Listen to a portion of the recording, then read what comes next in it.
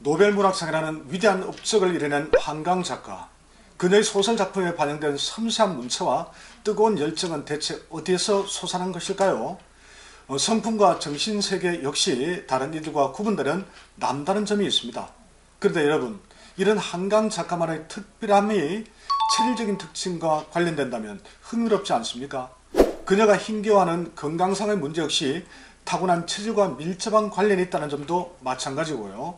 한강 작가는 대체 어떤 체질을 타고났기 때문인지, 그녀의 체질이 작가의 성격 형성과 소설 작품 쓰기에 어떻게 반영되어 있다는 건지 입체적으로 분석해 보겠습니다. 자, 체형과 건강 상태는 체질을 추정할 수 있는 중요한 참고 자료입니다. 그래서 한강 작가의 모습이 담긴 사진을 어릴 때부터 현재까지 한번 찾아봤습니다. 확인 결과 살이 찌지 않는 약간 마른 듯한 체형이었습니다. 이는 신장의 배설하는 힘이 강하고 소화흡수를 담당하는 비위 기능이 약할 때 주로 나타나는 체형입니다. 그렇다면 일단 소민수 체질, 한태민, 목양체질, 한태양인 금음체질로 좁혀볼 수 있습니다. 특히나 한강 작가 스스로 언론 인터뷰에서 음식을 많이 먹지 못하고 소화에 어려움을 겪고 있다고 했습니다. 자, 그러니 아마 이 세 가지 체질 중에 하나인 게 분명할 듯합니다. 다음 인터뷰 내용도 한번 보시겠습니다.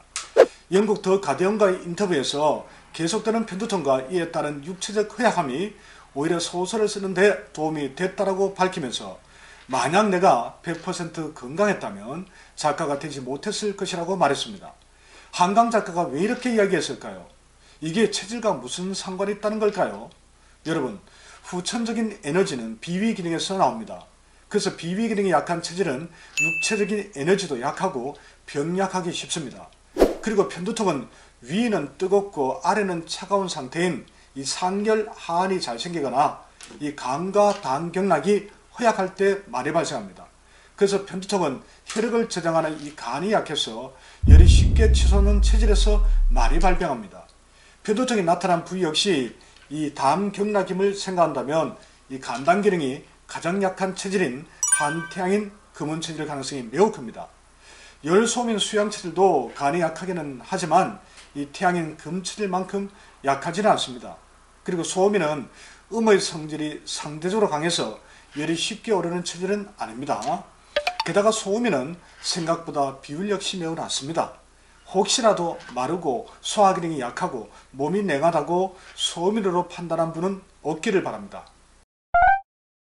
이런 특징은 소민의 전유물이 아닙니다. 왜냐하면 한태양인 금음체질과 이 한태민 목양체질도 이런 특징을 갖고 있기 때문입니다. 이처럼 소민을 제외한다면 한강 작가의 체질은 한태양인 금음체질 가능성이 가장 크다고 하겠습니다. 자, 다음 두 번째 인터뷰 내용을 보겠습니다. 한강 작가는 저는 술을 못 마십니다. 그리고 최근엔 건강을 생각해서 커피를 포함한 모든 카페인을 끊었습니다. 라는 말도 남겼습니다. 여러분, 금음체질 한태양인은 해독하는 간이 가장 약하고 그 다음으로 소화를 담당하는 비위가 약합니다. 그래서 이 체질은 소민과 함께 술을 못 마시는 사람들이 상대적으로 많습니다. 또한 커피는 교감신경을 흥분시키는 양적 성질을 지니고 있습니다. 이러한 교감신경이 가장 예민한 체질 역시 한태양인 금운체질입니다. 그래서 이 체질은 커피가 부담되는 경우가 많아서 절제하는 것이 건강에 좋습니다. 한강 작가 나이는 갱년기의 정점에 달한 53세입니다. 그런데 최근 불면증이 심하다고 합니다. 작가가 만약 한태양인 금운체질이라면 이러한 불면증이 왜 생기는 걸까요? 첫째, 비위 허약에서 오는 깊은 생각. 두 번째, 음어화동으로 생겨난 열이 뇌를 자극해서. 세 번째, 체질적으로 강해지기 쉬운 이 교감신경이 항진돼서. 네 번째, 간에서 저장되고 뇌가 사용하는 영양소인 이 포도당의 부족.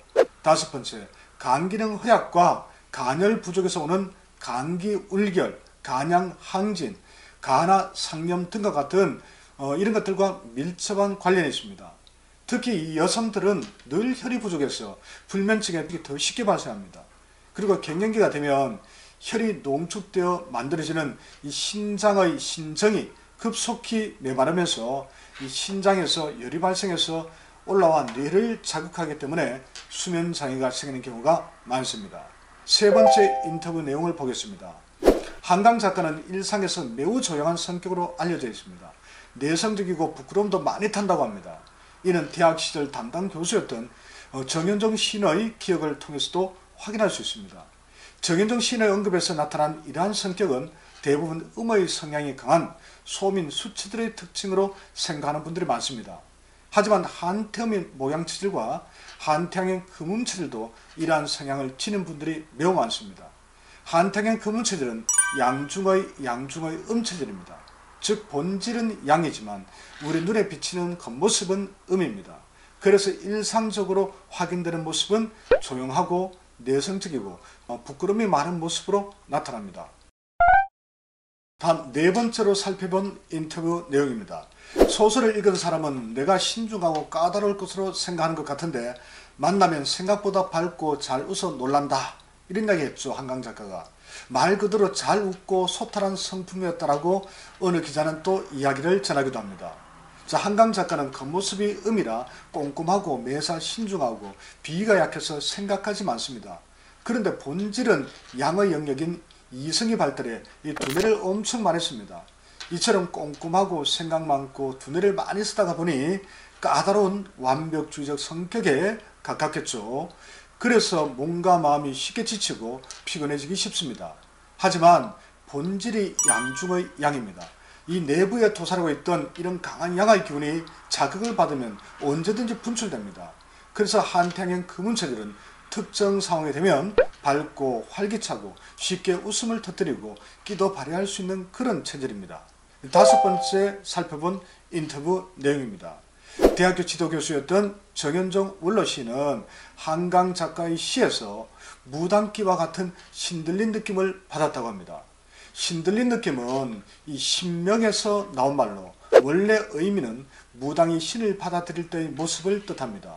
지금은 조금 바뀌어 무당이 신을 받아들이는 순간처럼 무엇에 깊이 몰입해 있거나 신바람이 난 것처럼 잘 논다는 의미로 사용되고 있습니다. 그런데 신의 명을 받을 정도의 모습이 되기 위해서는 조건이 필요합니다. 내 몸과 마음의 감각이 예리해야 하고 내 몸을 던질 정도의 적극성도 필요합니다. 또한 무의식 속에 용광로와 같은 뜨거운 열정도 있어야 합니다. 그런 체질이 바로 양중의 양인 태양인 금체질입니다. 이 태음인은 음의 기분이 강해서 감각이 상대적으로 떨어집니다. 그리고 수련과 하강 및 정적 기분이 강해 신명을 발휘하고 싶어도 몸과 마음이 생각만큼 받쳐주지를 못합니다. 또한 한강 작가는 인물의 고통과 내면의 갈등을 시적 사문으로 깊이 대면합니다. 그래서 소설 작품의 문체는 섬세하고 감성적이면서도 강렬합니다. 이를 통해 인물과 상호작용하는 방식으로 독자들에게 충격적인 감정을 경험하게 해줍니다. 이런 방법으로 독자들이 자연스럽게 치유 방안을 생각하게끔 이끌어주는 것이죠. 이러한 한강 작가의 소설 속 역할은 무당이 관객들 앞에서 신과 인간의 매개체로서 역할을 하는 것과 흡사합니다. 즉 무당이 강렬한 동작과 날카로운 주문을 통해서 개별 인간에 처한 고통스러운 현실의 문제를 해결해 나가는 모습과 매우 닮았다는 뜻입니다. 요컨대 이 한강 작가는 무당으로, 또 독자는 관객의 입장으로, 그리고 사회적 폭력으로 상처받은 등장인물은 구슬받는 인물로 바꾸어 생각해 볼 수 있지 않겠습니까? 이처럼 한강 작가는 소설 작품 속에서 무당처럼 인물들이 처한 정신적 고통에 깊이 빠져듭니다. 그리고 인물과 한 몸이 되어 상호작용하는 방식을 통해서 고통을 직시합니다. 이를 통해 삶의 어두운 측면을 낱낱이 드러내어 아픔을 치유하는 방안을 제시합니다. 글쓰기 방식이 이러하니 대다수의 소설 내용이 충격적이고 강렬합니다. 그래서 한강 작가는 소설을 쓰는 것이 너무 고통스럽다고 이야기하는 것이겠죠. 그런 점에서 정현종 시인이 무당처럼 신 들린 것 같다라고 한 말은 한강 작가를 매우 적절하게 표현한 말이 아닐까 합니다. 자, 이러한 한강 작가의 섬세하면서도 열정적인 정신세계는 감정 표현이 대체로 무딘 열태형인 모금체질이나 이성만 유독 발달한 열태양형 금양체질은 발휘되기 쉽지 않습니다. 소심하고 여린 한태음은 목양체질이나 소민 수체질도 거리가 있습니다. 소양인이나 태음인은 인물의 내면을 치열하고 끈질기게 파고드는 정신력이 상대적으로 부족합니다. 이런 점에서 한강 작가는 섬세하고 감성적이면서도 진중하고 사실적이며 끈질김과 열정까지 모두 갖춘 한태양인 금음체질이 될 수밖에 없습니다. 한강 작가의 체질인 금음체질 한태양인 특성에 대해서 좀 더 알아보고 싶은 분들은 이 팔체질 혁명, 태양의 나라 대한민국을 읽어보시기 바랍니다. 유명인들의 체질을 분석한 내용이 많이 있으니 비교해서 보신다면 한강 작가를 더 잘 이해할 수 있으리라 생각합니다. 긴 시간 한강 작가에 대해서 한번 체질 중심으로 분석해 봤습니다. 오늘 내용이 도움이 되셨다면 구독과 좋아요도 꼭 부탁드리겠습니다. 감사합니다.